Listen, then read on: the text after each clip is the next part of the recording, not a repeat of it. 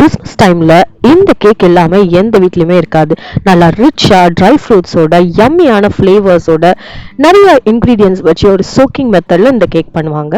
So இதுக்கு நான் வந்து சில ட்ரை ஃப்ரூட்ஸை நான் வந்து ப்ரீவியஸ் டேயே நான் வந்து ஈஸியான சோக்கிங் மெத்தட் யூஸ் பண்ணியிருக்கேன். அதாவது ஆரஞ்சு ஜூஸில் ஒரு 6 hours சோக் பண்ணாலே போதும். நான் வந்து ஒரு 24 hours சோக் பண்ண விட்டுருக்கிறேன்.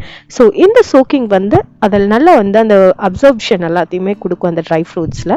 ஒன்ஸ் சோக்கிங்லாம் முடிஞ்ச உடனே நான் கொஞ்சம் பட்டர் எடுத்து அண்ட் சுகர் வந்து நான் ப்ரௌன் சுகர் ஆட் பண்ணியிருக்கேன். இது எல்லாத்தையுமே நல்லா க்ரீமியான டெக்ஸ்சர் அளவுக்கு நான் வந்து நல்லா மிக்ஸ் பண்ணி எடுத்துக்கிடுறேன்.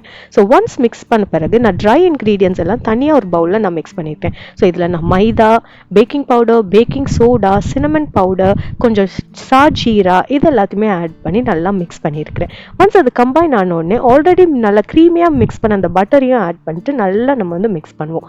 இதோட கொஞ்சம் வெனிலா எசன்ஸையும் நம்ம ஆட் பண்ணிக்கிடலாம் அண்ட் கேரமலைஸ்டு சுகரையும் நம்ம ஆட் பண்ணிக்கலாம்.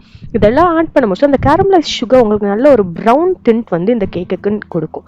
இது எல்லாத்தையுமே நம்ம கம்பைன் பண்ணிட்டு ஃபைனலாக கொஞ்சம் ஜஸ்ட் ஆஃப் ஆரஞ்சையும் ஆட் பண்ணி அண்ட் இந்த சோக்டு ட்ரை ஃப்ரூட்ஸை லிக்விடோட அந்த எக்ஸஸ் லிக்விடோடையே நம்ம வந்து இதுக்குள்ளே ஆட் பண்ணிடலாம்.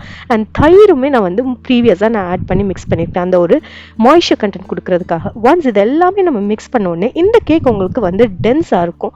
ஒரு 180 டிகிரியில் நல்லா ப்ரீ ஹீட்டடான அவனில் நான் வந்து 150 டிகிரிக்கு ஒரு 20 to 30 minutes நீங்கள் குக் பண்ணி எடுத்தீங்கன்னா உங்களுடைய கேக் யம்மி அண்ட் ஃப்ளேவர்ஃபுல்லாக நல்லா ரெடி ஆகிருக்கும்.